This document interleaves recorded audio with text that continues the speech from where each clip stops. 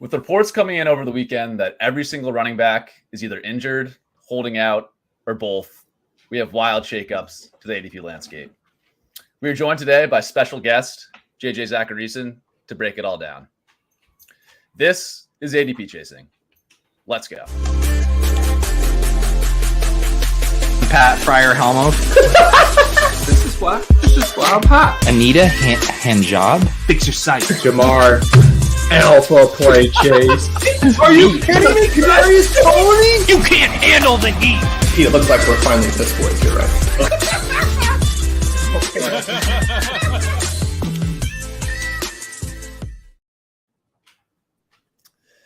Hey, everybody, and welcome to ADP Chasing. Today, joined by the normal group of myself, Davis, and Pat, as well as JJ. JJ, thanks for joining us. Thanks for having me, man. I'm pumped. Yeah, it's an interesting news time that you're joining us at. Obviously, the Taylor stuff over the weekend. Tell us what to do, JJ. Yeah, we need all the answers here. But yeah, why don't we just dive in with starting about the Taylor discussion? Obviously, there's only so much we can know. It's a very ambiguous, uncertain situation. But yeah, curious initial takes from the group here, comparing Taylor to maybe Jacobs or Dobbins, some of these other. They are fucking trading this situations. dude, and he's not giving up a year of service. It's just, you're not trading Jonathan Taylor for a 3rd round pick. There's no, literally just hold him on the roster and get a compensation pick. And who's trading a 3rd round? Like, Someone proposed to me the mechanics where this makes sense for the Colts, for Jonathan Taylor, and for the team acquiring him. I don't see. Yeah, what makes me nervous about this is that Jim Irsay is heavily involved. Jim Irsay hired Jeff Saturday because he played center for the Colts and he was a good hang. This guy's a dumbass. So he talks to Jonathan Taylor, and then Taylor immediately requests the trade, and then Irsay's tweeting about how the universe is, infinite and we're all living on a rock and nothing matters. I'm like, this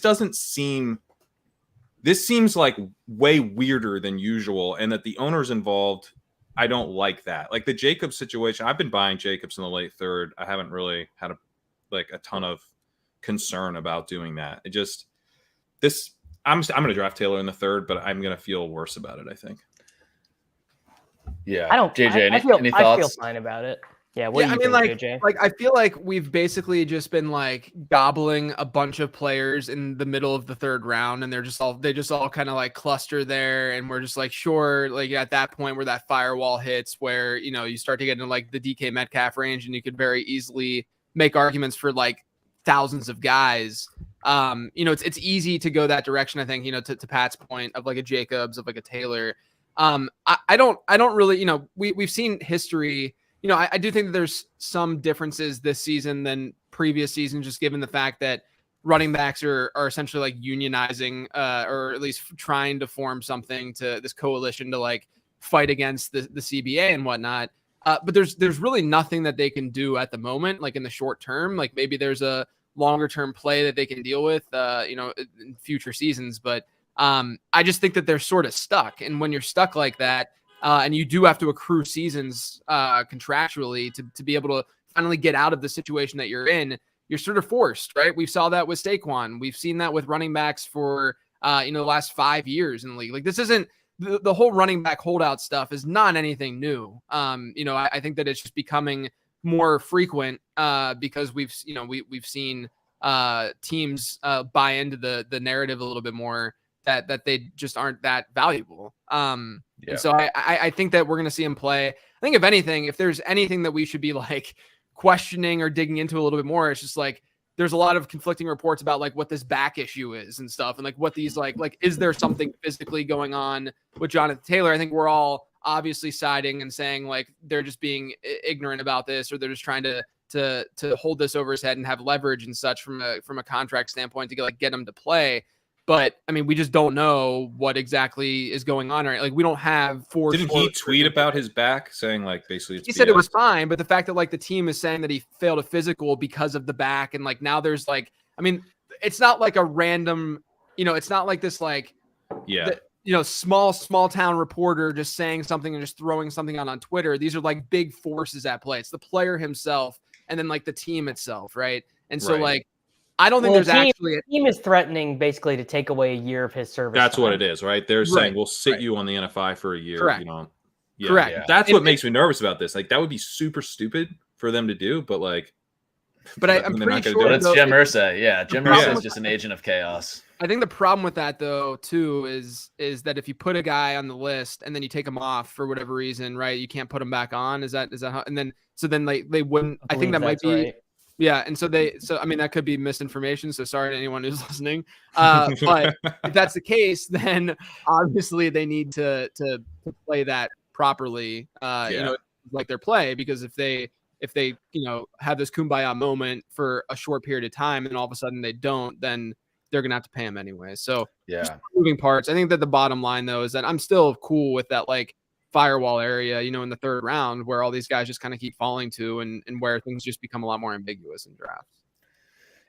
So back to the trade request. I know I think in the vast majority of outcomes, I don't expect Taylor to get traded. There's sort of a lot of reasons behind that, but getting more into speculation territory, are there any potential trade suitors for Taylor? I think the criteria would have to be, it's a team willing to commit a multiple year, why wouldn't these teams have traded for Austin Eckler, who's like better? He's like 6 years younger, right? I mean, I guess that's true. Yeah, I'd say it's the age thing. I mean, that's the difference between Saquon too.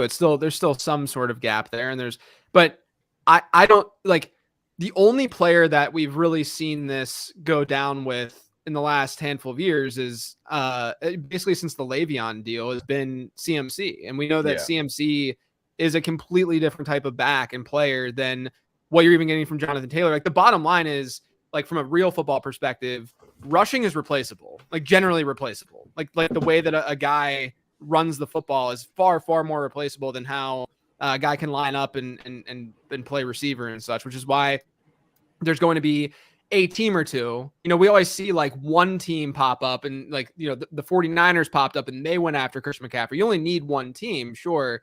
But it's going to, your probability of that one team popping up is going to be much greater when you have a player like CMC who's got that elite receiving upside who you can use in a ton of different ways versus Jonathan Taylor, who is fine as a receiver. Like I'm not trying to downplay him as a receiver, but that's not his like elite skill set. Like he's not like this unreal pass catcher. And that's what teams are going to buy more than just having an elite rusher. The other thing that's tough, like, because Jonathan Taylor, I think what he brings as a rusher is not that replaceable, like in terms of his explosive ability. Right. But the issue from like a team building perspective is that if you're investing in a running back, you're going to run the ball more, and that's just less efficient than passing the ball. So it's like, yes, he's going to be, I think he's like going to do more for your rushing attack than most other running backs in the league, maybe outside of like one or two.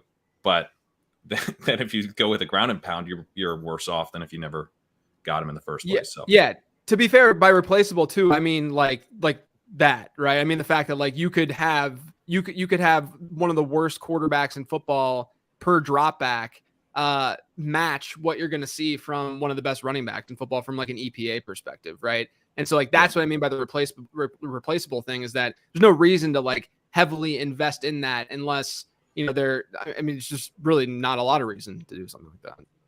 Yeah. I would think it would have to be a team that thinks they're one move away from competing for the Super Bowl. Like this offseason, I don't know how legitimate the reports were, but there were reports that the Eagles and Bills were poking around the Derrick Henry trade market. Now, that didn't come to fruition, so maybe that's nothing. But, man, it's just hard to see with how those teams – like it's hard to see the Eagles with, Swift and Penny. Yeah, but we're so cheap. It's hard to see them making that move.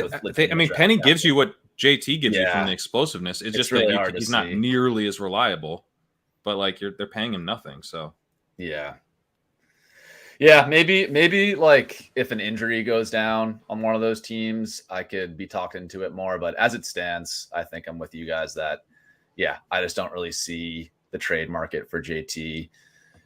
Moving on to the fallers this week. So Taylor does show up. So, okay. I think we're all in agreement. Like I've seen some like, Taylor in like the mid third, and I'm just snap taking up him there. every time in the third round. Like if I'm on the clock in the third round and Jonathan Taylor's there, I'm like, I'm just taking him. I passed on him at the 302 to take like Andrews, I think, or an elite quarterback. I can't remember, but I kind of wanted to see. It was one of the first drafts I've done since all this stuff, so I wanted to see like how late he would go. But I kind of wish I didn't. Would you guys have taken him there? Like, is any point in the third round where you take him? I mean, it's maybe like a bit of a coward move, but I think I'm just going to take Derrick Henry over him if I need a running back, like in the late second, early third. I get that Taylor's much younger, has much higher upside, but man, the uncertainty just makes me want to take, I think it is a similar bet ultimately between Taylor and Henry. Like you're betting on insane rushing efficiency. I like Taylor better than Henry with that bet. I knew he was playing and there wasn't this weird injury stuff going on, but I think at this point I'll take the certainty and maybe, look for Taylor in the third round at this point. But curious, Davis, JJ, what you guys think? Yeah, I would take Henry over him right now. I don't think I had my questions about Taylor anyway this year with a rookie mobile quarterback and what that receiving upside looked like anyway. Derrick Henry coming off his first season in the NFL with a 10+% target share per game rate. So at least there's something there, obviously not a ton, but that's basically a similar-ish target share that Jonathan Taylor would be projected to see anyway in this offense. So I think it's fine to take Derrick Henry over him, but yeah, once, like I said, once you get into that elite quarterback range, that Andrews range, I think that's when you should be thinking about Jonathan Taylor. I mean, if you pick out of the 101 right now, you can start teams like Justin Jefferson, Derrick Henry, Jonathan Taylor, or even from the third pick, you can do Cooper Kupp, Toney Pollard, Jonathan Taylor. That seems very fun. You can just do because this is the great secret. We're all probably gonna fucking lose anyways. Like we can't all beat Karain and win $2 million. So being super risk averse with your entries, just being risk averse with your entries in a tournament where you lose 99.5% of the time, and the only reward is literally in getting top 10. Why are you being risk averse? Why are you worried about Jonathan Taylor holding out when you might get a guy who could literally in half-point PPR lead all running backs in scoring in the third round? It's even better if you can get a Pollard or something as your RB1, and then that way you at least know that sure, it's a more risk averse kind of like thought process, but at the same time, some of these guys could hypothetically get past week 1, week 2, etc., and then maybe later in the season they start to tack on some games and accrue a season and such. So it is still from a build standpoint good to have a solid foundation at your RB1 spot. Maybe you feel a little bit better with them at your RB2 spot now that you can get them as an RB2.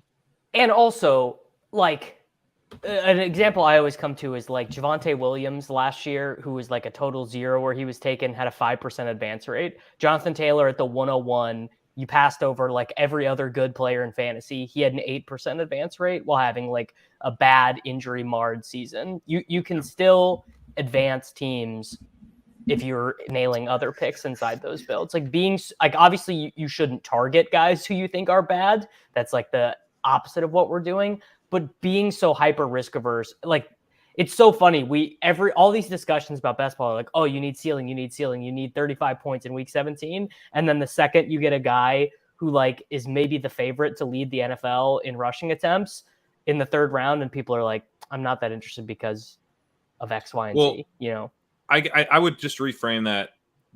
I think this Taylor applies to what I'm about to say, but just, if we're talking about risk, if you lose Javonte last year, or you lose Taylor last year, you might advance the team, but you're not going to finish first in the tournament. And so I would just say, when you're thinking through the risk profiles, consider how it applies to the end of the season, because that's one thing with Derrick Henry. Why was I really happy to take Taylor just ahead of Derrick Henry before all this stuff came about? It's because he's got 5 years. He's 5 or 6 years younger than Derrick Henry.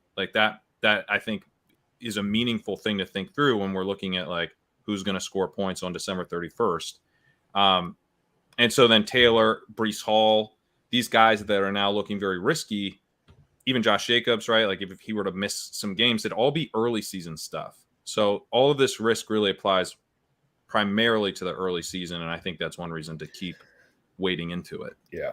And Jacobs is an interesting comp because his ADP actually hasn't budged on the holdout news. He was going at pick 30 before the holdout news, and he's still going at pick 30. I think he like dropped one slot and came back up.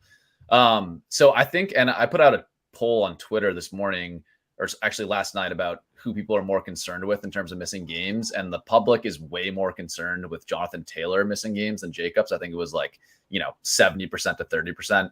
Now, obviously that's some recency bias. The report had just come out, but I think Taylor's actually going to slide more on this news than Jacobs did. So just purely like game theory ADP perspective, I think it's okay to pass on Taylor in the early third, late second even, and hope that you're going to get him in the late third a bunch. I totally understand making the bet in the late second, early third anyways, but I do anticipate like him sliding to 26, 27, 28 range over the next couple of days. Anyways, unless anyone has any final Taylor points, let's jump to the Chiefs wide receiver situation. Kadarius Toney dropped over a full round this past week on the injury news. And then if you look at the risers on the next page, the players highlighted in green here, Richie James jumped almost 2 rounds. Justin Ross jumped a round and a half. Rashee Rice jumped almost a full round. So there's a ton of movement in the Chiefs wide receiver market. Starting with you, JJ, curious your stance on Toney's, both pre and post injury. Were you in on him before? How are you dealing with him after this injury? Curious your thoughts. I haven't really been in on Toney this year. I was much more into Skyy Moore at his ADP. Mostly just given the fact that we haven't seen Toney be a full route tree guy. This stems from not just what he's done in the NFL too. I mean, as a prospect, he came in as like a utility guy, right? He only played like 1 year a wide receiver in college. And so, there's just a lot of, he's a very, very raw player. And then I'm not a big like injury prone guy in terms of just like just typecasting players that way. But I do think that like, given the way that Toney moves and his shiftiness, like there could be a lot to the reason as to why he can't stay healthy and stay on the field. But I would say, I wasn't, I was underweight on him. I was still drafting him at times, but I was underweight on him. It wasn't really the injury stuff. It was more so the route tree stuff with him. Obviously saw the upside, but I see Kansas City's offense as kind of similar to what they did last year, where you're going to see a rotation of wide receivers in terms of them really producing and having these big weeks. I'm not as into like a Rashee Rice as as a prospect, but I've thrown darts. And Skyy was just the one player who, sort of was falling into that spot in your draft where opportunity cost just wasn't that significant. Obviously, he's risen a little bit over the last couple months in total, but the opportunity cost was at least reasonable. I think that he would slot in like a Juju role more than any other player on that team. And he can play inside outside, like he can do a lot on that team. So I was just a little bit more attracted to him at his ADP, and that's forced me to not get as much Toney. I know it's a lot easier to say that in hindsight, but there's a lot of data to suggest that Toney's just like not fully there yet as a full blown wideout. Matt Harmon's done a ton of great work on that with him over on reception perception. Yeah, I was always skeptical of the Toney upside case. I think it's a nice sounding narrative that, Chiefs wide receiver 1 inherently has a shit ton of upside. But yeah, like you mentioned, he's yet to show he's really a full, complete wide receiver in the NFL. And I was always skeptical of the upside even before the injury. But curious for you, Davis, of these 3 Chiefs wide receivers that are rising up, there's been the camp hype situation for the Chiefs has been pretty humorous to watch. Any of these 3? Justin Ross with an ADP is just it's hilarious. I mean, I got to capitulate a little bit because the beat writers are starting to say he's going to make the team now, because basically I actually think there is a chance that the Kansas City Chiefs keep 7 wide receivers, including Toney on the designated for return IR, 4 running backs with Deneric Prince being a core 4 special teamer, but being active on game days, and 4 tight ends. And you might say like, oh, that's insane. They would never do that. I mean, the first thing is they had 4 tight ends active, 4 3 tight ends and a fullback last year. They don't have a fullback on the roster, but obviously Kelsey, obviously Noah Gray, Jody Fortson was active once he came back from the designated for return IR. And then Blake Bell has never been a healthy scratch when he has been a Kansas City Chief. He has always been active. They really like him as a blocker. And if Fortson and Prince can both be core 4 special teamers, they can be on the active 48 for that. It just makes the Kansas City stuff a mess, like a complete, like imagine playing a showdown and close your eyes. It's week 8. The Chiefs are on a Thursday night showdown against the Denver Broncos, and you're trying to figure out your exposures between the 4th running back, the 3rd and 4th tight end, and the 6th and 5th wide receivers. Like, it's just a huge mess. But all of that is a long preamble to say, I think Richie James is just a starter on offense. I think they're coming out week 1 against the Lions, and Richie James is just going to be he's going to have a 65% snap share, pretty heavy route participant. I think he's just going to be the slot wide receiver because Dave Traub already said, Dave Tobe, he's the punt returner. So there's just no question about him being active on I game thought Skyy days. looked pretty locked in as the slot receiver, and everything I've read, people are pretty impressed with his camp. So maybe they'll move guys around, but yeah, that's all. I should say 3rd wide receiver, not slot wide receiver. Just I mean, to be fair too, Kansas City, like their slot rates at wide receiver are all move them all around. Yeah, guys, like so many guys are between like the 40 and 60% range, like just all season long. So that's what Toney was at too. Yeah, that's what Richie James is going to do. And I would note that for the tight end side of this,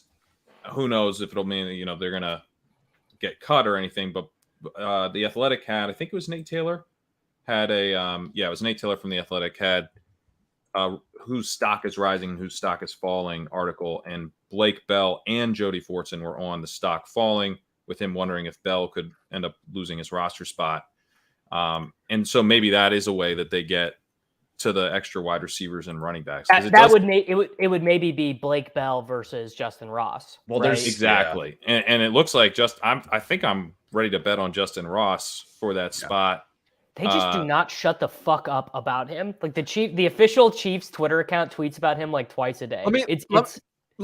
So Davis, you're clearly pretty anti Justin Ross. I am, but I it's not a tenable position anymore. It feels like right, but my thing is, I mean, this is probably more season long too than best ball, because you still want to get that production late in best ball and stuff. But like to me, the dude has one of the best age adjusted wide receiver profiles we've ever seen, right? And he did that like as a freshman, he outperformed T. Higgins, right, at Clemson, and so like there's clearly this upside case to be made. Whereas, do you see that same upside argument being made with a guy like Richie James? Like, why would you not just favor the Justin Ross side there? I mean, because Richie James has like good NFL production in stretches. Now, the thing that you would say, but is it mostly just best ball take versus like in the season long league? Are you just going Justin Ross because it doesn't matter? You got to in season long, right? Long, because Richie James, Richie James's stat line is very unlikely. Right, so you're saying that he could get you feel better about him just getting some production, just being Justin Ross could be. I mean, we're hyped about him, but it's not crazy that he could be cut. He could be a zero. Or he could just be a healthy scratch, like a depth guy. Yeah, like he just never sees the field. That's what has made me nervous about drafting. But I'm interested now in drafting on DraftKings with the extra rounds. I don't know if I'm in yet on Underdog, but so the other thing with Ross is that I think makes him interesting is that he would pretty clearly, I think, be an outside wide receiver. Yep. Yes. They played a Justin Watson a ton there, and then MVS. I don't know. We've made enough of like how bad he could go to zero last year. MVS could go to zero. He had a 26 open score last year. This is using the player tracking data, ESPN's open score. If you look, so they have this metric going back to 2017. If you just pull in every wide receiver season, there's 494 seasons. MVS's was 481st in open score of those 494. Like he was elite at not getting open last year. Like I think it's a real problem if you've got a guy who, is flashing as an outside receiver. Like MVS, I don't think is safe. Yeah, David put it best. He It's could go low 0. key. It's low key like a Giants situation, right? Where like a lot of their talent is, in the middle, is in that slot role, but Yeah. good luck figuring out exactly which dude's going to be there. Whereas Right. with this, that's why I'm more so infatuated with Skyy Moore right now, because I mean, obviously, ADP is a lot different and it's risen, but like we know he's an inside outside guy. Richie James is not, like 100% not. And the competition for a guy like Ross, like you're noting, Pat, is just a lot less and not as significant as what some of these slot guys would be facing in this offense. Yeah. I think what's interesting about Rice, who we haven't touched on yet, is that the stuff from camp seems to be that he is playing he's doing a lot of the Hardman gadget stuff. They're doing like he's getting jet sweeps and those pop passes and stuff, which might just be a way to see if he can do it. I mean, we're very early in camp, so it could be, much ado about nothing. But I mean, I think cost adjusted, it feels like maybe the market has baked in a little bit too much of, well, last year it was just total whack-a-mole, right? Like Pat, I think you had the stat that there were only 3 20-point or more half-point PPR performances. That, right? It could have been Sam, one of you guys. Yeah. It was like there was just a total dearth of it.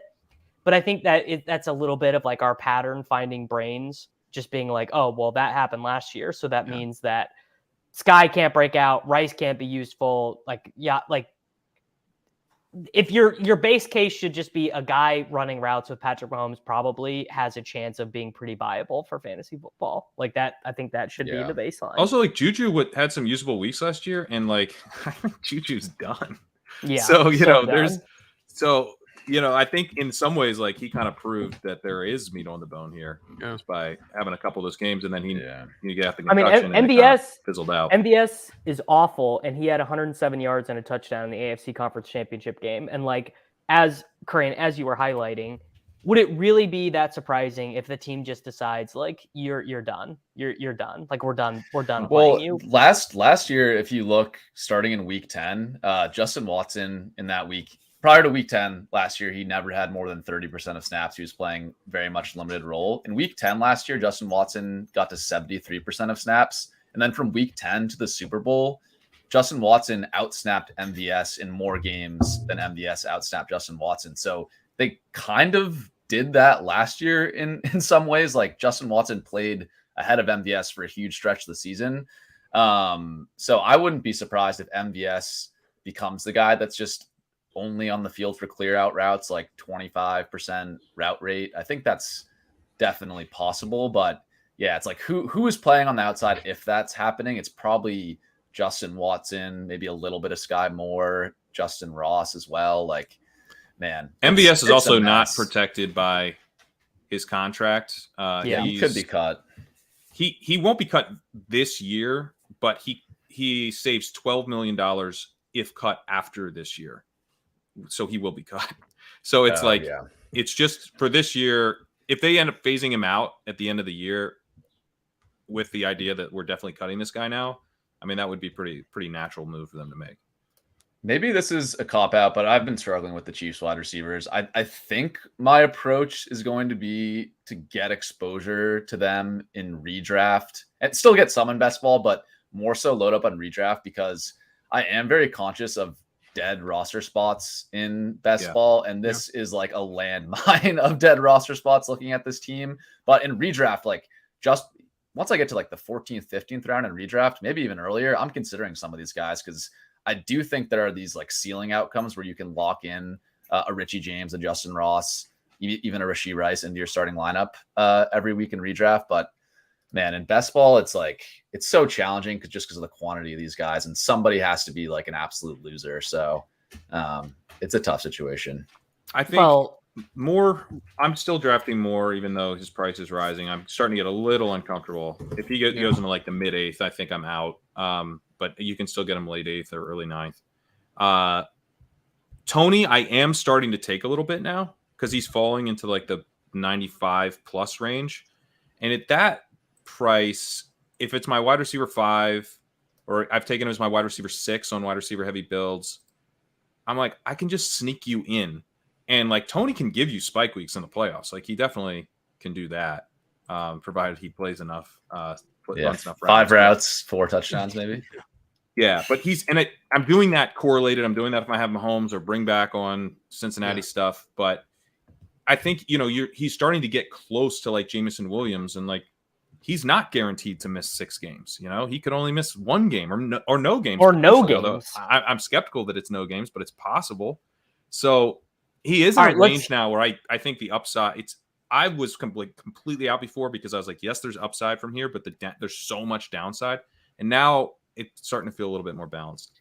All right, let's do this, and then we can move on and start getting into some of JJ's stuff. But if you can only draft 1 Chiefs wide receiver where they're going, you take Mahomes. Let's say you get him in the 3rd round. You don't have Kelsey, and you can take 1 Chiefs wide receiver at their current cost. Yeah.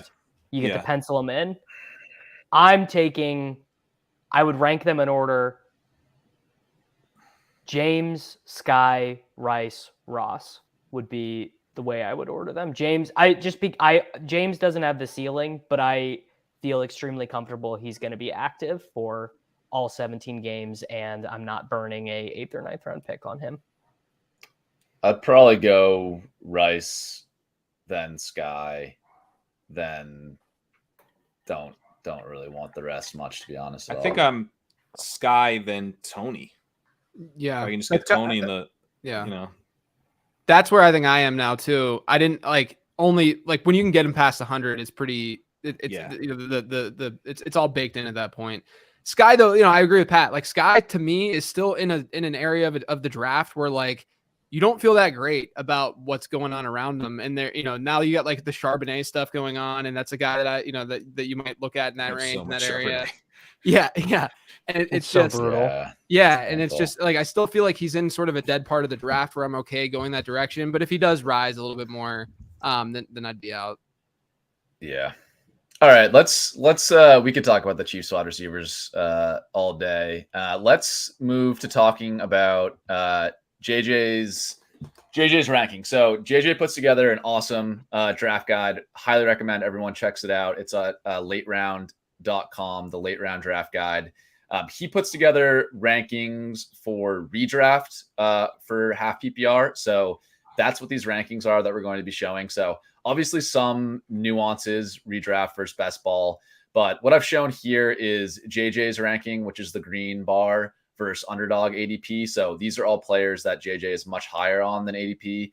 And you can also see the positional rank at the bottom versus JJ's positional rank. So could be some structural things going on there where, the wide receiver sickos and underdog, obviously wide receivers go earlier there than they do in the redraft formats that JJ is making his rankings for. So that's an interesting data point to check out as well.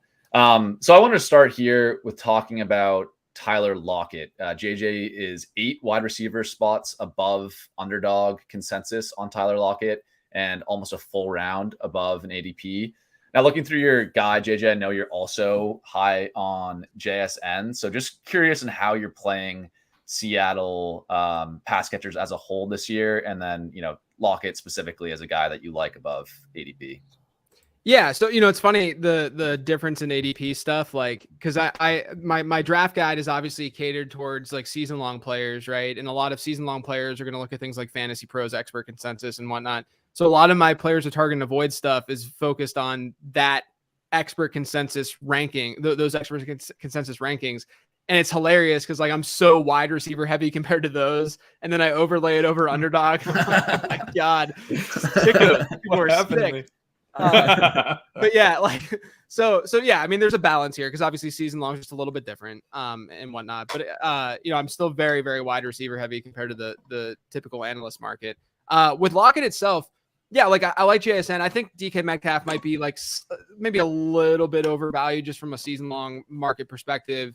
And I only say that just because we've seen, I see the regression coming. I know he's going to score more touchdowns this year, all that good stuff. But I just look at where Lockett and JSN go. JSN in season long, by the way, it's absurdly hilarious where he gets where he's being ranked and where he's underdog and best ball drafts. You'll see him back to back with Lockett, but he's 30 spots below Lockett in your season long drafts this year. So he's the easiest target known to man. And he's more valuable in that format too. Yeah, right. Yeah. I know, it's crazy. So I like Lockett just because, I mean, we've seen Lockett consistently over the last, I do a lot of analysis on average draft position expectations. So just graph out data points where on the x-axis you have ADP, where these guys typically get drafted. Y-axis, you have points per game that they score. So let's say a guy gets drafted 50th overall. He scores 12 PPR points per game. That's a data point. Do that for every guy since 2011. You get a trend line. And then if a guy outperforms that trend line, then he exceeds ADP expectation. If he underperforms it, then he does not. And so with Lockett, he's been a guy that the market just gets wrong year in and year out. I mean, like there are some players like that where Deontay Johnson's another one actually, where last year was the first time that, the market was wrong with Deontay by a decent margin. Lockett last season still had great target share numbers, was still very involved. And I think, what we're going to see in Seattle is, at least in the short term, see him play the perimeter pretty exclusively. I'm hoping, and I'm assuming just it's rational coaching would dictate that they go a lot of 11 personnel and get JSN in his natural spot in the slot a good bit to allow him to play, enough snaps and whatnot. And I do think there's going to be some rotation in there, but the cost to get Lockett is just not nearly, the opportunity cost is just not nearly as significant as it is for DK Metcalf. And I think at the end of the year, are we really going to, I think there's this assumption being made that JSN can only hurt Tyler Lockett, but JSN can also hurt DK Metcalf to some degree as well. And then, the other thing too is we're looking at this from a probability perspective. I have all three of those guys ranked fairly high, at least compared to the market. And, I'm not saying that all three of those guys need to finish in the top 29 or whatever at wide receiver for them that's what I'm predicting. It's just that you have outs, right? And with each of these wide receivers, you have multiple outs, because if DK Metcalf gets hurt, then both JSN and Tyler Lockett see a rise. If JSN gets hurt, then both DK Metcalf and so they each have multiple outs to see higher target shares and better numbers. And so that's another reason why I think, the market is a little bit wrong with them, is because they're not thinking of the contingent upside with each of these guys. That's a great point. Davis or Pat, any thoughts on Lockett or other Seattle wide receivers? Oh, he's one of my most drafted wide receivers. Seattle is just priced. It feels like they're priced like 10. Everyone on the team just feels priced 10% too cheap. And now Walker and Sharps are both banged up. Yeah. So I wonder if there will be a little bit of an uptick in Lockett, JSN, and Geno ADP as a result of that. But I've just found it very easy all summer long to just, all right, I don't have a stack set up. All right, I'm going to take Lockett. If JSN's still there at the next pick, I'll take him. I'll take Geno, or you can do Deontay Johnson, then Lockett, and you just got it all. It's yep. So or easy. JSN comes back around. I do Sure. that a decent amount now. You take Deontay in the late fifth, and you're like, one of these guys will probably come back. Right. You got a little mini. I think JSN is he's the classic case for me of I think his ADP is really bad, but I just like one, I don't want to have bad. Zero. Like I think bad from a ahead. projection standpoint. Yes, bad from a median sure. projection, but I love his range of outcomes. Right.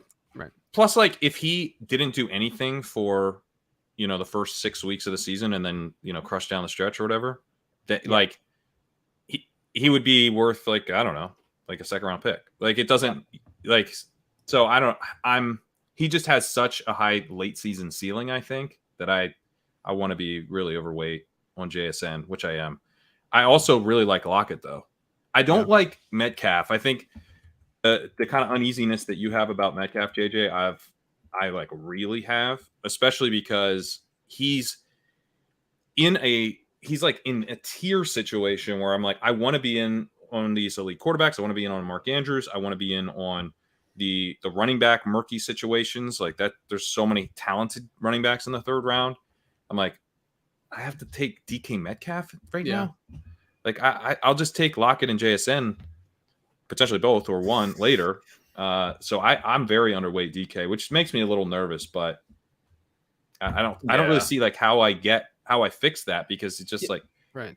He's more of like a early fourth round value, I think. Well, to me too, there's other wide receiver alternatives where he goes that I'd even not necessarily be, like more, but be okay with spreading the diversification around with, right? Like I'm cool with getting some Amari Cooper. I'm cool with getting Calvin Ridley. I'm cool with like just getting some exposure to those guys. Whereas when I'm in that range where Lockett and JSN go, there's not that much going on around there that I'm like, I got, because a lot of times you can get those Seattle wideouts after that sort of tier of a lot of those potential breakout guys like are done, right? And so it's just a lot easier to go that route than going the DK Metcalf route. Yeah. The Metcalf thing is tough too, because I think I agree with you guys that if I was to rank the wide receivers in order, I think Metcalf is actually like appropriately ranked where he is, but it's such a flat tier for me from Metcalf all the way to like Mike Williams, Terry McLaurin. And that range spans like a round and a half, where when I have to take DK Metcalf, it usually means I have to take him over Josh Jacobs, over Breece Hall, over, a Josh Allen sliding into the late third. And that's just not a bet that I usually want to make when I think I can get a similar quality wide receiver later. Now, that said, DK Metcalf, I do agree that JSN and Lockett threaten his target earning when they're all in the field together. But man, once they get into the red zone and they have, one wide receiver, two wide receiver sets, DK Metcalf and his, massive frame are not coming off the field. And if there is a Seattle wide receiver that's going to score 15 touchdowns this year, it's going to be DK Metcalf and not these other guys, in my opinion. So I do think the upside is still there, which makes it tough for me to completely fade him. But yeah, it's a tough price where he goes. Yeah, I mean, he and Terry McLaurin are not that different, in my opinion. I mean, Terry McLaurin should have the best quarterback play of his career pretty easily. Even if Howell's not very good. DK Metcalf when you can just take Calvin Ridley, who looked so good in that one training camp video. Well, that's another thing, right? Now we have Ridley in the mix. So, yeah, I don't know. I don't want to be underweight Metcalf, but it's like structurally he doesn't really make sense. I'm not taking a lot of wide receivers in the early to mid third anyway. Yeah. And then, there's other guys I like there too. So it's not like I can just hammer them every time I take a wide receiver. Yeah. Let's move on to talking about Pollard. Breece and Jacobs also show up on this list, but I think that's more of just like a format thing where underdog is super wide receiver heavy. You're actually not ahead on Breece and Jacobs in terms of their positional ranking. So I think Pollard is maybe the more interesting conversation here. JJ, you have him ranked 4 overall in your running back rankings. Underdog has him as the 7th running back going off the board. You can consistently get him in sort of the mid to late second. So why do you see Pollard as, a few spots higher than the underdog consensus? Yeah, I mean, he's been someone that I feel like should have been or should be a 1-2 turn guy instead of where he goes. He's a pretty easy draft for me, like in the late second and such. I mean, the bottom line is, I love players who we know, have room for growth with their projection. And Pollard's just one of those players because we know the efficiency is going to be there. We know the big playability is there. How they're currently built, he's likely going to see goal line touches now and not have to necessarily split that. And there's room for now he's on this franchise tag where they could say peace out after the season and not necessarily be overly concerned about the workload and the volume. There's also this stigma, I feel like, with Toney Pollard. It's been there since he was drafted that he's like a smaller back, that he's this little guy, but he entered the league at 210. He's not that small of a guy. I think a lot of it is just because as a prospect, he came in, as a wide receiver hybrid type player, like a lot of those Memphis players did. And so people sort of just assume that he's leaner and that he's not able to handle this massive workload. But again, it just goes back to the idea of Toney Pollard has room for growth. His projection for me sets him as a mid-second round pick. And then there's that room for growth of, okay, well, what if he does get 250 plus ground touches? And what if he does see a 50% target share in that offense? And then all of a sudden, very, very easy to see a case where he's a top 3 running back in fantasy. So to me, there's just a really good floor ceiling combo. That's what it comes down to. Yeah. The other thing about Pollard is that, going to the kind of the size stuff is that he had a pretty good success rate last year. And some of these, this is the NFL Next Gen's version of that metric. I think some of these metrics that we talk about, it's NFL coaches don't really care about this, but I actually think they really do care about whether or not a guy's reliable.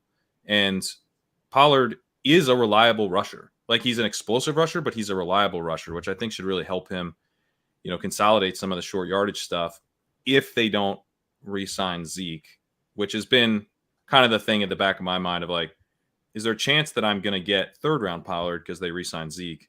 Mm-hmm. It's one of the only reasons I haven't just completely gone all in. I am pretty heavily overweight though, I think. Yeah, that's an interesting one. To me, it does remind me a little bit of Austin Eckler in 2021, when I think he Totally. kind of went in a similar range, like early second, mid second. And the knock on him was like, he's never earned the goal line work.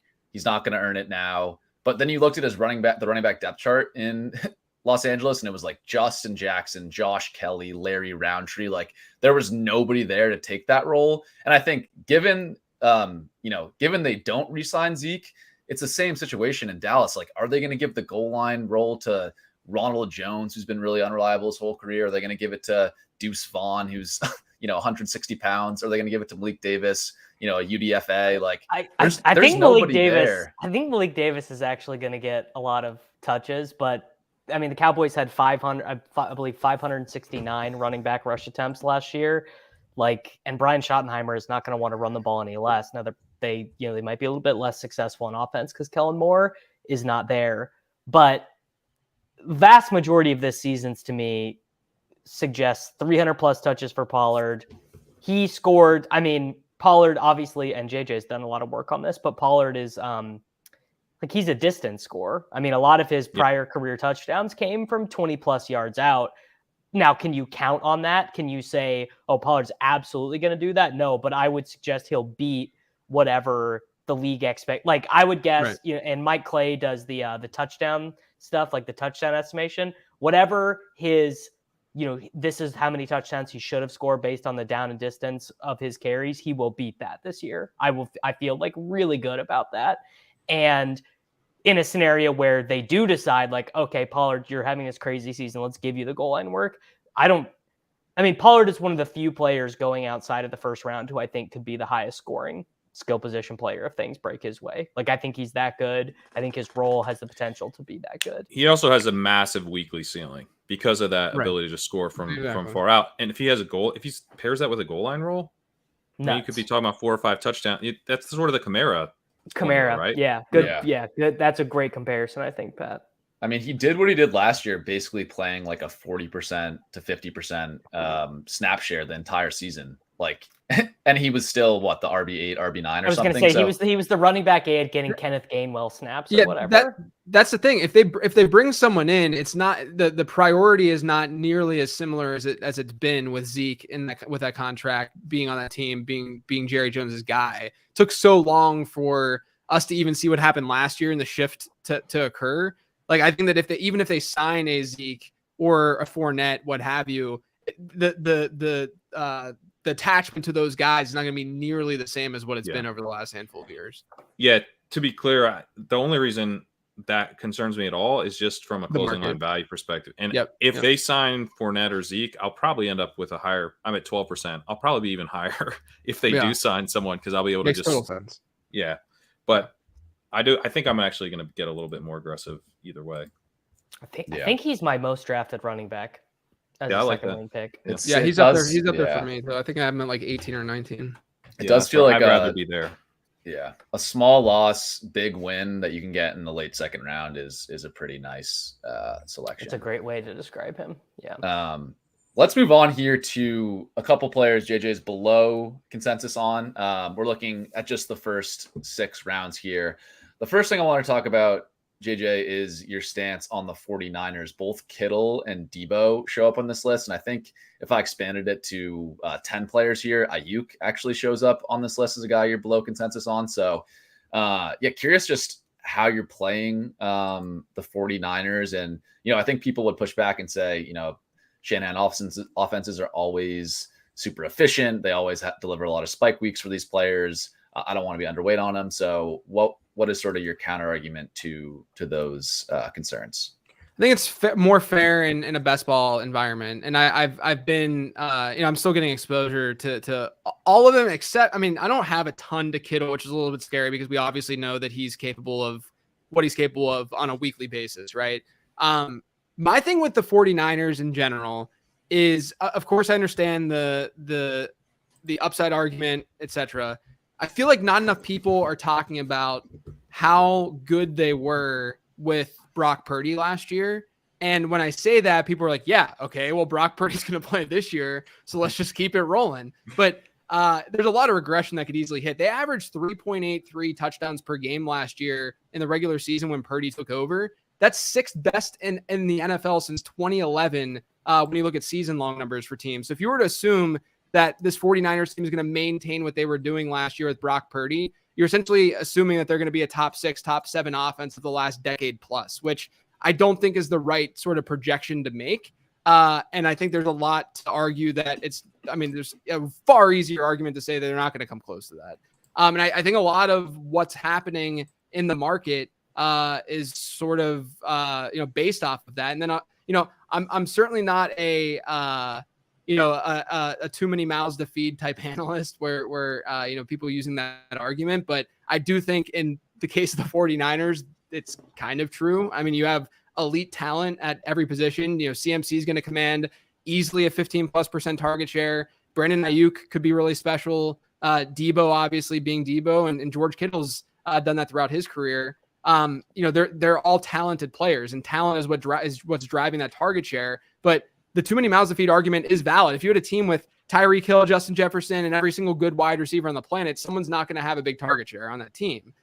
Two of these guys are really going to disappoint, and we don't really know which ones they are, but two of them are just not going to get there. More than likely, yeah. And so and then you look at the splits with and without CMC last year. Debo in particular, I referenced in my draft guide. I mean, I talk about Kittle because Kittle, when all of them were active, had like a 13% target share last season. But Debo, I feel like, is one. I bought into him a little bit more in best ball, but Debo's the one who, his numbers weren't like horrific, but when you compare pre and post CMC deal, he dropped in target share by about 7 percentage points per game.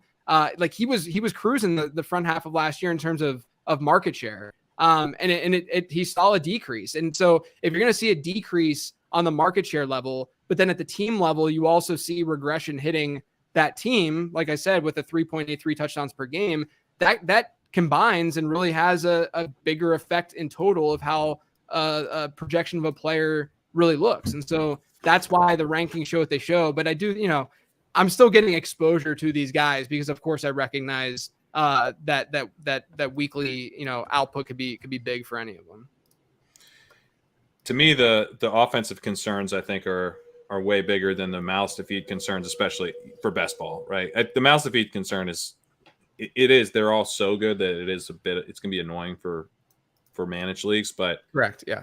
Like if you look at Kittle, his price is down from last year, and the whole play with Kittle is he's going to really disappoint you most of the time, but when he doesn't disappoint you, he's going to come through and do something. Yeah. Right. So did that work for you last year, Pat? It worked for me, and it worked for the guy he was on the winning drafters, the 1 through 17 scoring. So he isn't just a pure 3-week sprint tournament play either. Those massive. It's just because getting 30 balls a year from your tight end, it almost doesn't matter the weeks they get you 6. You know what I mean? Look, I do want to be clear. Like we are, I'm sure people are like commenting on this, but like we are looking at my season long rankings. Yes. Just so that everyone's on the same page. Like getting exposure to these guys in best ball is far, far different than getting exposure to these guys in season long.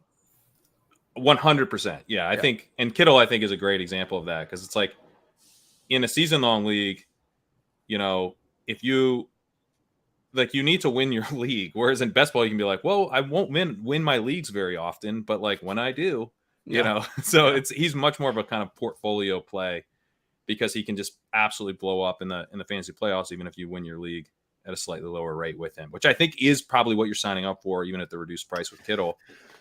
But I guess my concern is how bad do you think this could get for the Purdy-led offense here, JJ? Like, do they? I think some regression is got to be assumed, but like, do you think the wheels could fall off, or how much faith do you have? I've done research too on if you have the parameters that ended up working best with this research was if you have a top 12 quarterback by ADP, multiple top 30 wide receivers, and then a top 12 tight end, just add those up. And the more you have, the higher chance your offense is going to do well in touchdowns per game. And San Francisco has that, right? No matter what platform you're looking at, no matter what ADP source you're looking at, San Francisco has that. So the chance that they just like tank is very, very low just based on market dynamics. But I do think that when you get into like to me, it's a lot easier for me to get Brandon Ayuk than Deebo Samuel. It's I honestly feel really similarly about those two as I do with the Seattle situation, where I would just much rather get the JSN Tyler Lockett types, than Metcalf, because I do think the weekly ceiling is not far different, between those players. And the main reason is because we saw, a little bit of a dip, like in terms of rush share, in terms of target share, when you get a redundant asset in CMC going to San Francisco, to Deebo Samuel. So that's my general fear with him. But no, I don't think that the offense is just going to like go to hell. But I do think that there's a little bit more regression that's not being baked into ADP as much as it should. Yeah, I think that's fair. And on Kittle, I do think we should bring up that he is going to turn 30 this season, and he did have the huge weeks last year, but things did trend down from him last year compared to prior years in terms of yards per game.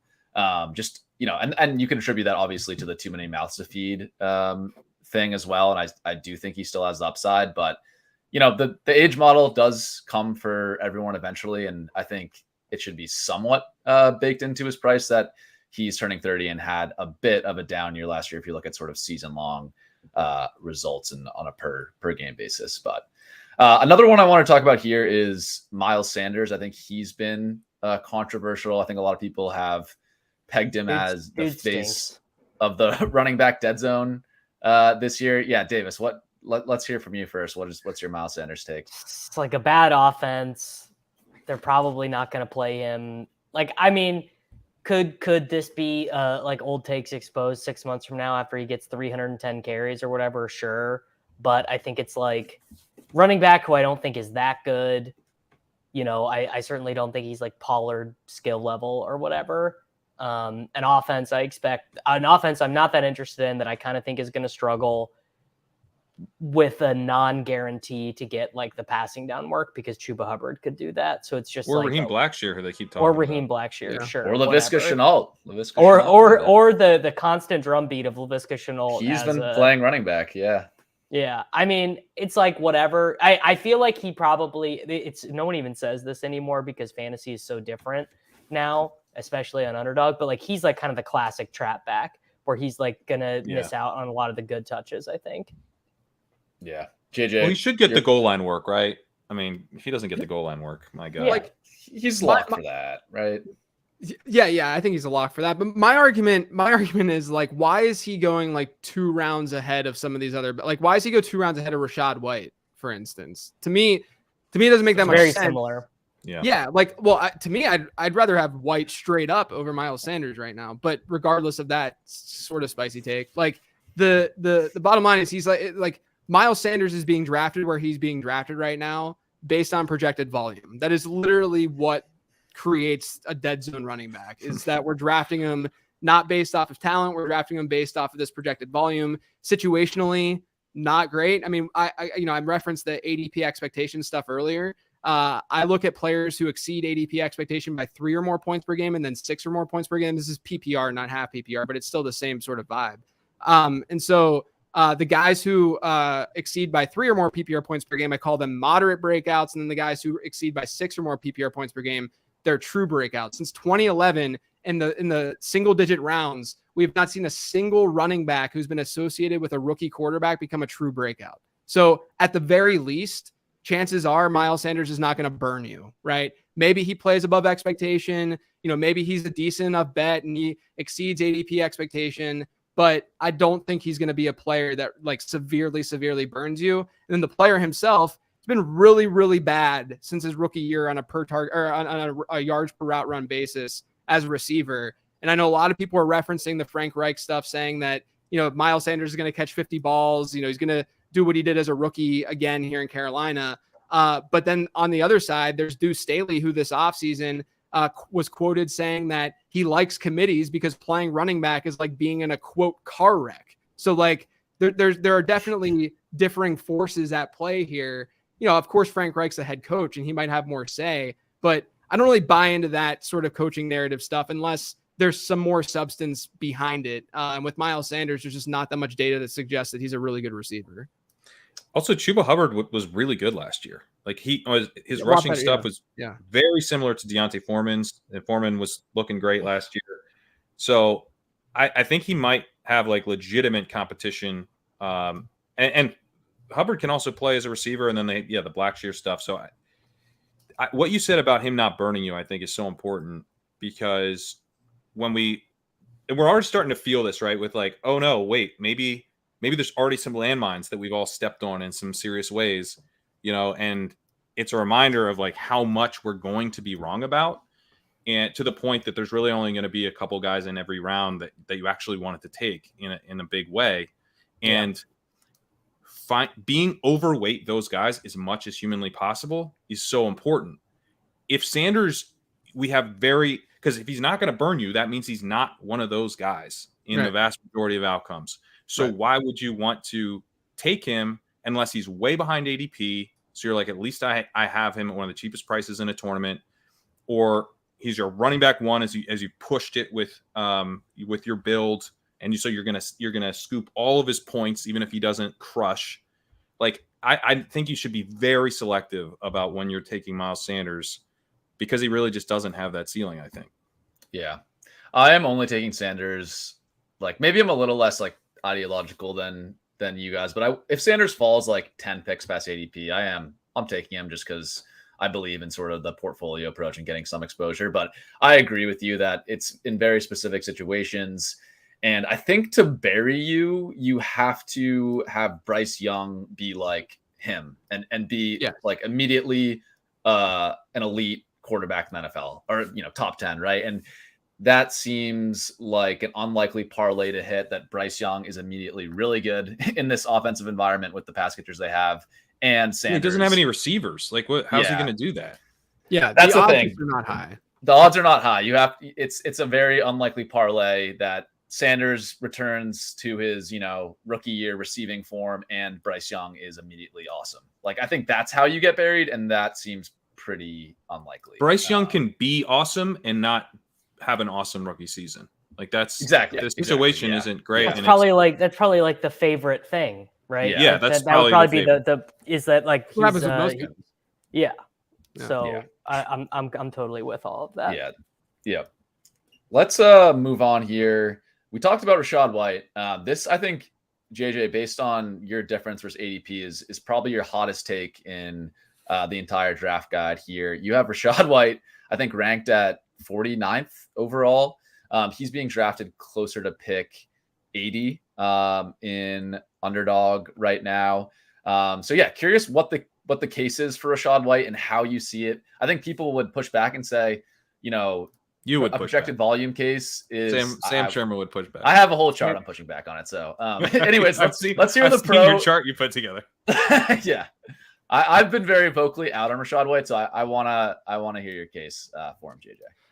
Well, first off, I lead with my analysis by, is this guy good or not? And I think that there's an argument to be made that Rachaad White's good. I know that last year his numbers didn't look great, but they were on par with Leonard Fournette. And of course, people can say, oh, Leonard Fournette's not good. But you're looking at a rookie running back, versus a guy who, even like within success rate metrics, which is a metric that a guy like Fournette should hypothetically be pretty good at.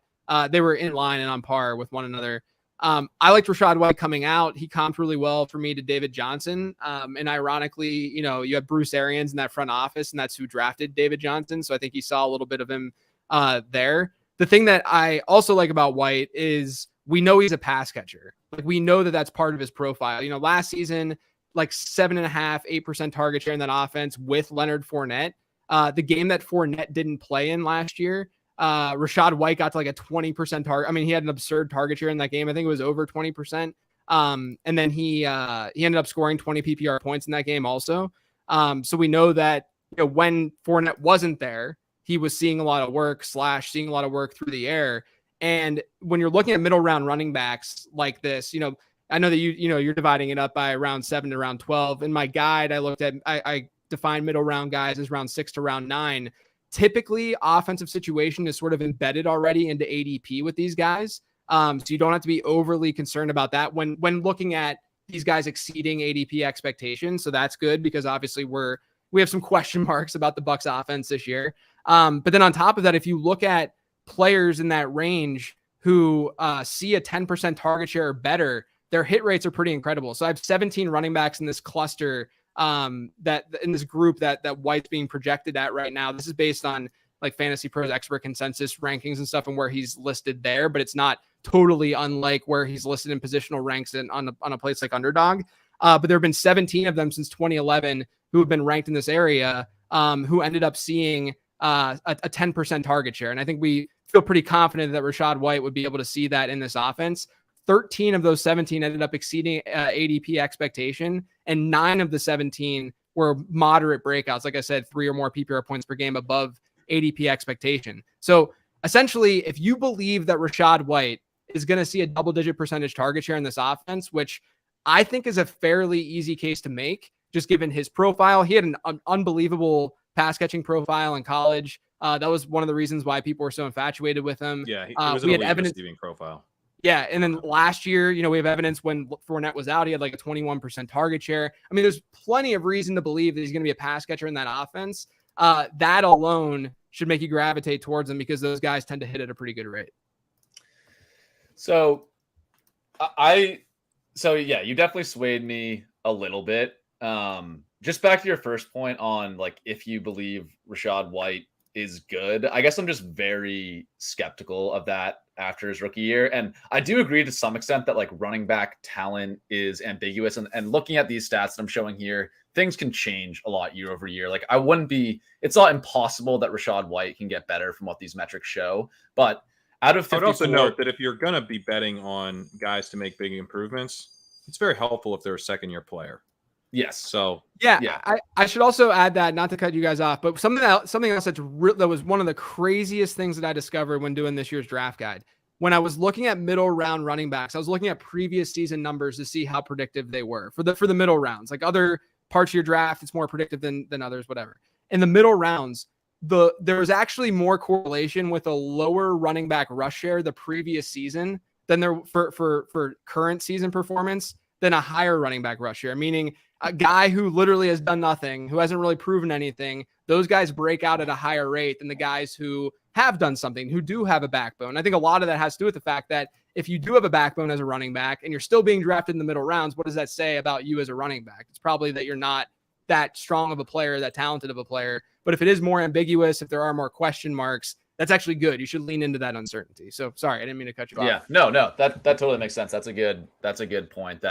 I would guess that has to do with running backs in those ranges that are being prioritized because their pass catching are better than ones that are being prioritized because they're rushing volume. So right. That's super interesting. But yeah, back to my point. I don't know. So the rushing stuff, I think everyone agrees with. Like his rushing numbers were terrible last year. PFF rush grade, yards per carry, rush yards over expected, missed tackles forced per attempt, success rate. Anything you want to look at, he was consistently really bad and oftentimes worse than Leonard Fournette, who was also quite bad.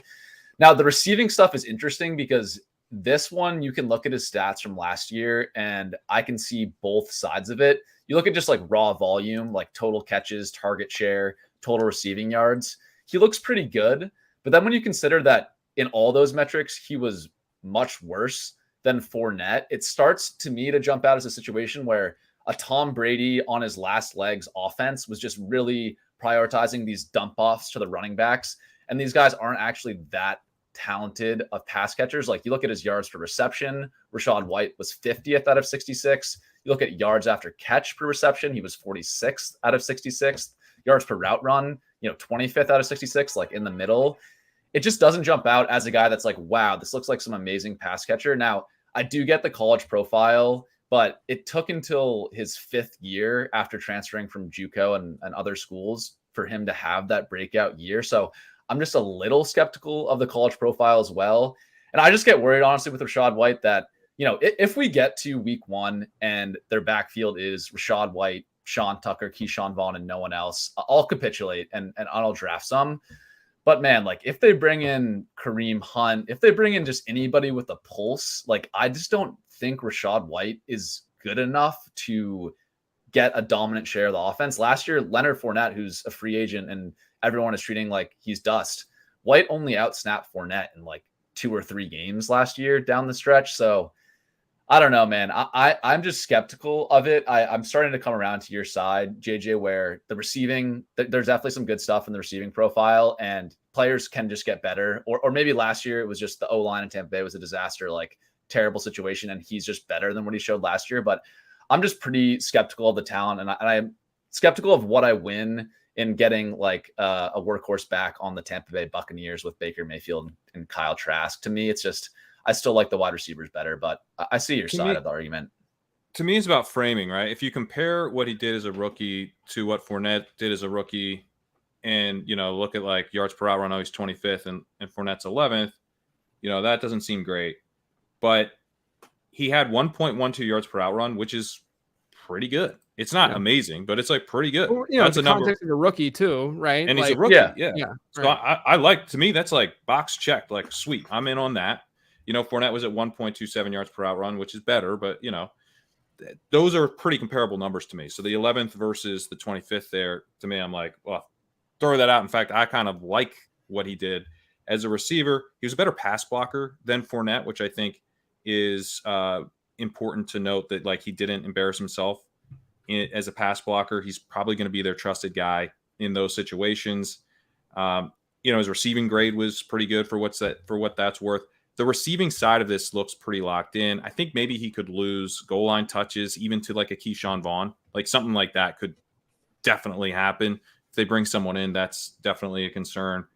But I don't know. I think you have like, you're getting like a decent floor. I also think like, even if he's not good, like he could probably get there. Like Charles Sims had a pretty solid second season. Is kind of like a very mediocre. He only had like one season of note, but he had 561 receiving yards in his second season, 529 rushing yards, total 4 touchdowns, played 16 games, got you 9.9 half-point PPR points per game. That's not exactly what you're looking for in this range of the draft, but like you'll survive, and there's upside from there. We've seen guys who we thought were terrible, like David Montgomery, had a big jump from his rookie season to his second season in efficiency. David Montgomery's like still not. Yeah. Le'Veon Bell is maybe another comp in that sort of way. Right. Yeah. But you don't even need him to like transform into this star. Yeah. Unless the situation changes. You really just need him to do what he did last year, but on more snaps at his cost. Snaps, That's what I'm saying. And honestly, like, but the Brady to Baker thing is just so different, right? Here's my argument against that though, too, is that I think the biggest problem from Brady to Baker is not, because like target share wise last year, Bucs running backs were actually 15th in the league in running back target share. So there's room for growth there. The problem is they threw the ball a lot, right? Like they had so much passing volume in that offense, and that when you go from Brady to Baker, they're not going to be throwing it that much. But they also, like last year, they had 31 offensive touchdowns. 26 of them were passing touchdowns. Like that's a ratio that 1,000,000% probability was. I shouldn't say 1,000,000%. I should say 99.9% is going to skew back towards rushing touchdowns. And I think that like we look at last year, like Tampa Bay's offense was good. Tampa Bay's offense sucked last year. Like objectively was bad last year. And I'm not saying that Lenny and Rachaad White were unbelievable or anything last year, but just important to remember that like I don't think the offense is necessarily going to get worse year over year. I think that it might maintain and still not be that great. But again, if it maintains, then all of a sudden you're getting Lenny and Rachaad White type production in one player, or at least 80% of that, let's say, then there's plenty of value to be had there. That's fair. You guys sold me a little bit. I'll mix in some Rachaad White. I'm still. It's going to be an easy start too. Like again, these are season-long rankings, and like you're not going to have a hard time. Super like easy if you're season-long, yeah. And if you're building out like a zero running back or hero running back build, and you can tack Rachaad White on as your RB1 or 2, like you're not going to have to be like, is this the week I start Rachaad White? Like, right. He's either horrendous or you're starting him like every week for the beginning of the year. Yeah. He's going in a range now at running back next to Swift, Connor, Javonte Williams, Isaiah Pacheco. That's the price range he's going in best ball. So it's not, you don't have to pay that fourth round price in best ball. So I understand it. Let's move on here. I want to hit on a couple more guys. Elijah Moore is interesting. Whenever I see that you're higher on a wide receiver, because the underdog landscape is so wide receiver crazy, that stands out to me, JJ. What's the case for Elijah Moore after a pretty mixed bag of success in the NFL thus far? Yeah, look, man. I mean, I whiffed on Elijah Moore last year, and it's because I love the talent. I mean, year one he looked great as a prospect. He looked great in my prospect model. Year one he comes out, he looks great on a yards per route run basis, on a points per game basis. I mean, things were looking really good for Elijah Moore. And then last year happens where a lot of random off the field type stuff, and obviously Zach Wilson being not very good at football, really just torpedoed his value. The one thing I'll say is, middle round wide receivers who are in their third year and fourth year typically don't do well versus ADP expectation. Like Gabe Davis last year, I guess this year to some degree too. A lot of those players just don't do very well. But I actually researched this in more detail last week for my mailbag episode, and I discovered that there's been 20 middle round wide receivers. This is round 6 to round 9. This is season long. Sorry to all the haters. This is season long leagues. Round 6 to round 9. Wide receivers who had a year 2 score in my prospect model. So you get a prospect score, and then I have a year 2 score. So I basically recalibrate after how well they did during the rookie season to see how well they're going to perform in years 2 and year 3. So I have 20 middle round wide receivers who had this year 2 score, and they're third year guys. Okay. And I thought to myself, third year guys, they don't hit a very good rate. I'm going to probably not be as bullish on Elijah Moore. And, I was just naturally bullish on Elijah Moore because I think he's good. And I'm just going to say, screw my data. But then I realized that of the 20, 13 of the 20, or sorry, 7 of the 20 all had year 2 scores above the 90th percentile, and 13 of them were below the 90th percentile. Of the 7 who were above the 90th percentile, every single one exceeded ADP expectation that year, that third year. And of the 13 that were below the 90th percentile, only 1 did. So there's definitely this strong attachment correlation to these third year wide receivers who were just good prospects, right? Who were talented players. And they're not, like and had good rookie years. And had good rookie, right. Because they were able to at least have a good year 2 score. Exactly. And so there are these players who maybe they just, something happened year 2, didn't really perform all Do you that have well. Do you have any of those guys off the top of your head? Just be interested to. The number 1 guy was Debo. Debo was in his breakout season. Yeah. So that's a good one. Yeah. So like Debo was one. I can't remember off the top of my head who else some of the other ones were, but he was the one who was like, had like the one true breakout of, all these third year guys. But then you look at the flip side, it's like, you had Gabe Davis last year who, was probably a little bit undervalued as a prospect, but wasn't nearly in that 90th percentile range. And then like Robbie Anderson, right? Guys who like that, who kind of like inched up, and they had decent year 1s and year 2s, but they didn't necessarily have the backbone as a prospect and from that profile perspective. So was Alan Lazard, or is he a year too old for that? Who's that? Alan Lazard. I feel like. Yeah, I don't think Alan Lazard was part of it. He didn't make it. Okay. Yeah. But yeah, I mean, it's one of those things where you layer that on top of some of the other trends that I found. I mean, I'm bullish on the Browns passing attack this year. Love Deshaun Watson, and so from a fantasy perspective, and so that's all he's needed. good caveat to throw in there. So like I good offenses generally lead to more fantasy production, especially with middle round wide receivers, just stuff like that. So for me, a lot of the trends point to Moore having a pretty good season this year. And then on top of that, you got the camp reports. On top of that, you have the backbone of him being a good prospect. And you can at least like narrate your way out of what happened last year, with him, where situationally, I mean, all those wide receivers were horrendously worse from a yards per route run standpoint with Zach Wilson last year. They didn't throw him on the field. Like, it wasn't always, typically you're assuming that talent's winning out and that talented players are finding the field. But at the same time, they clearly had some issues with Elijah Moore. So I am into Moore at ADP. He's one of my highest rostered players this year. Also, like, as far as, because we've seen guys wash out with teams, like Anthony Miller's a dude who comes to mind, is like, I don't like when a guy. I want to pull up this list right now just because it's a very, very, like, you'll be like, oh wow, okay, that makes sense. But yeah, nice. Anthony Miller's a great example. I mean, just in terms of the guy who was talented, but then he washes out of one team, he washes out of another team very quickly after that, and it's just like that concerns me. But if you're the type of person who like loses your shit because of Zach Wilson, like, I get it. I think that's probably a fair enough type of reason to have a relationship breakdown with your team. So that makes me, but that is sort of my concern. The fact that he was traded, basically benched, it, they kind of had irreconcilable differences type of situation. That has worried me a little bit on Moore. Yeah, the thing is too, I'm in on more. So this is just kind of devil's advocate case. The yards per route run stuff was so like Corey Davis didn't have a great year, but he was at least like I think 1.2, 1.3 yards per route run. Like Elijah Moore last year was like what? Oh, it was horrible. It was like historically bad. Completely fell off the cliff. Yeah. So that's the thing. That said, like I think it's unfair to frame it that way because it became clear it was not about his play on the field. It was about his personality. Like his quarterback hated him. I do buy that. Yeah.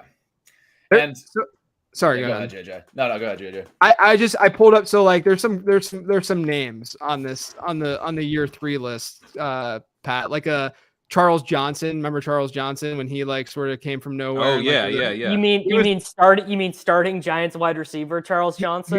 He was a Roto-Viz favorite, I think, back in the. He was, yeah. John Moore loved him. Yeah, Austin Collie is one. You got Devontae Parker, I don't think got there for me. Tyrell Williams, great example. Like those kinds of players, you generally want to fade. You just want to fade the guys who don't have the strong profile, strong background, strong prospect profile. And then the guys who have some talent, it's not a bad idea to throw that dart. Yep. Tyrell Williams was one of the weirdest year 2 breakouts ever. Like he did absolutely nothing his rookie year, and then, or maybe was it year 3 or year 2? Anyways, that's a throwback. The one thing I have one maybe cancelable level take with Watson I want to get off my chest before we move on. Oh, God. Bear with me. I'm not obviously Watson. I do not think he's a good human being, but if there is a percentage of people playing fantasy that are saying, I don't want to root for Deshaun Watson because of his off the field stuff, I think that means his price has to be artificially low by like a little bit, right? I think that's like 100% true. And as long as you say the off the field stuff no longer matters for his future, which I think is mostly fair to say, I think his price is artificially low because people just don't want the stink of Deshaun Watson on their team. That's my take on it, and that's why I've been not why I've been a little overweight. I like all the pass catchers too, but I think there's kind of reason to believe that might be true. But anyways, we don't need to talk about Deshaun Watson. I can tell by the silence that no one wants to comment on that. I'm even with the field, but I do. I mean, he's someone where when you think about like guys who could really his week 17 games, his week 17 game could suck so much ass that it's like that's my coping mechanism for being like, I don't really want to win $3.5 million with Deshaun Watson. So my cope is that. So in this scenario, you also won the regular season prize, and then you took down the got it. So my cope is that the weather in Cleveland and New York and all that stuff is just going to be awful in the fantasy football in the 3-week sprint. Okay. Anyways, we just have a couple minutes left. Let's talk about late round dart throws. Again, this is redraft, not best ball, and I think particularly in the later rounds, redraft and best ball strategy are way different. So caveat with that. But JJ, I'll give you the floor. Any of these names on this list, a couple wide receivers, Darius Slayton, Jaden Reed, Khalil Shakir, Puka Nacua, some veteran running backs as well, Jeff Wilson, Pierre Strong, Jerome Ford. Any of these guys that you want to make the case for as a late round dart throw? Yeah, I mean, I've got a lot of Jerome Ford for sure. Just given, we have evidence of, Nick Chubb not even seeing, I don't mind Chubb either. I mean, I kind of do with the rise in ADP, but I'm still I'm drafting him. But we have evidence of Chubb not seeing his standard workload or seeing an uptick in workload, I should say, when Kareem Hunt's been sidelined in the past. And so look at the depth chart, Jerome Ford's there.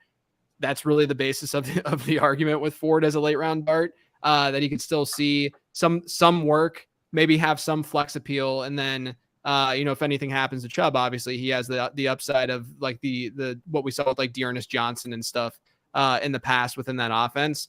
Jaden Reed, I'm incredibly high on as a prospect and as a player. I need to be drafting a little bit more Romeo Doubs than I have, and I think my rank with him might change a little bit. Saw him on the previous slide of me being pretty below, but I can understand the argument for Doubs.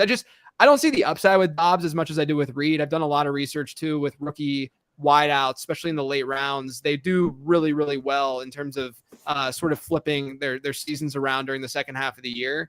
And Reed just seems positioned to be one of those guys this year. One of those, like, not to say he's going to be like Amon-Ra St. Brown in the way that he thrived sort of in the slot down the stretch for Detroit, a couple years ago, but it's not a big depth chart to really overcome. He's going to have a slot role more than likely right away to start the season, so you can get some production. I don't right really away. see any way he doesn't.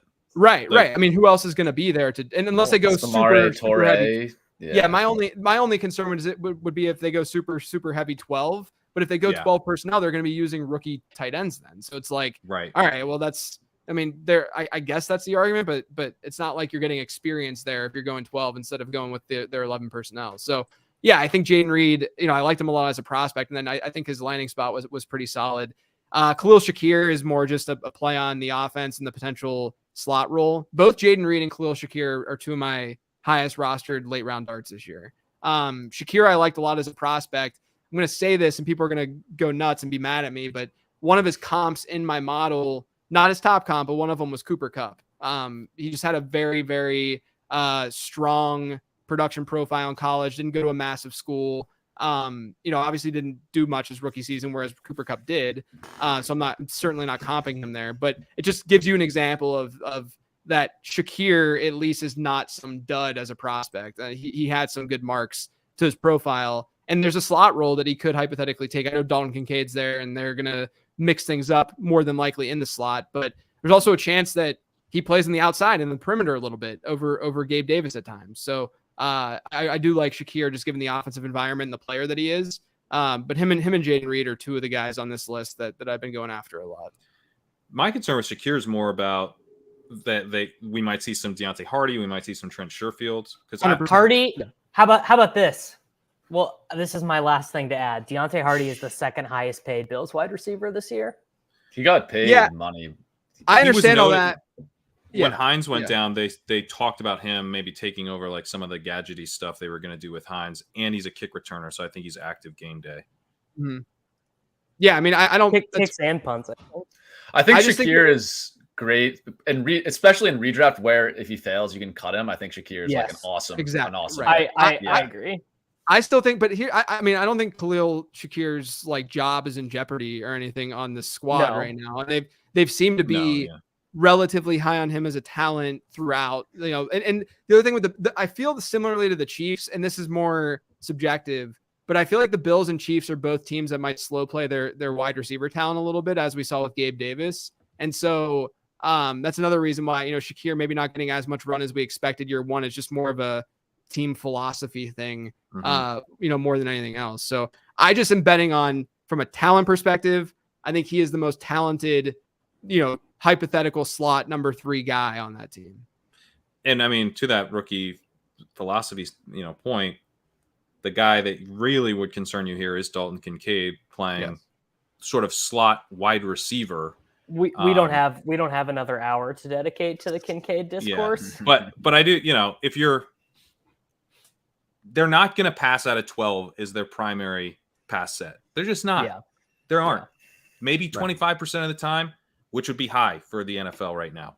But they're not going to, it's not going to, a third of the time would be like a pretty big, they would have a pretty big distance between them and number 2 if they were to do that. So Kincaid, I think his path really goes through Knox to being like a league winner. The point is there are going to be slot snaps for a wide receiver in this offense, even if Kincaid's really good. Yeah. Final thing I'll add, if Diggs or Davis were to go down, I would pencil in Shakir as the favorite in 2 wide receiver sets over Hardy. Hardy does not really profile as a guy that's going to do that. He's much more of a gimmicky slot guy. So I think you have that out with Shakir too, where he could do that. Obviously, I think it does require an injury, but it's at least possible given the depth chart there in Buffalo. All right. That was awesome stuff, guys. Again, definitely check out JJ's draft guide. We touched on a tiny bit of it here, but I was checking out this morning. What is it, like 300 pages, JJ, or over 200? Yeah, it's like 220 pages or something like that, I think. Yeah, there's an insane amount of info in there. And not just like player takes and stuff. There is some of that, which is great, but just like more like overall strategy things on how to identify breakouts, sort of a more data backed approach to looking at fantasy, which I think a lot of our our listeners will enjoy. So definitely recommend checking that out. JJ, anything else you've got going on that you want to tell our listeners about? No, just the draft guide. I have the late round podcast too that I do each week. But yeah, you can find everything over on lateround.com. Awesome. Pat, anything coming up? Legendary Upside? I'm working on a tight end article, hoping to have out this week. Kind of going through Mark Andrews, some of the stuff Mark Andrews does well, but it's easy just to write about the entire position that way because he does everything well. There we go. Davis, anything on your end? Got a cool take cast coming out this week.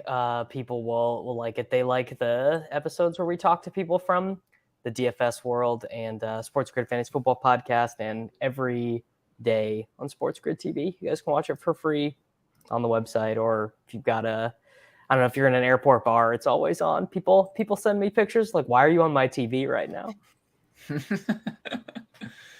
That's awesome. All right. Well, we'll be back next week with ADP chasing to figure out which running back is going to be holding out next. See you guys.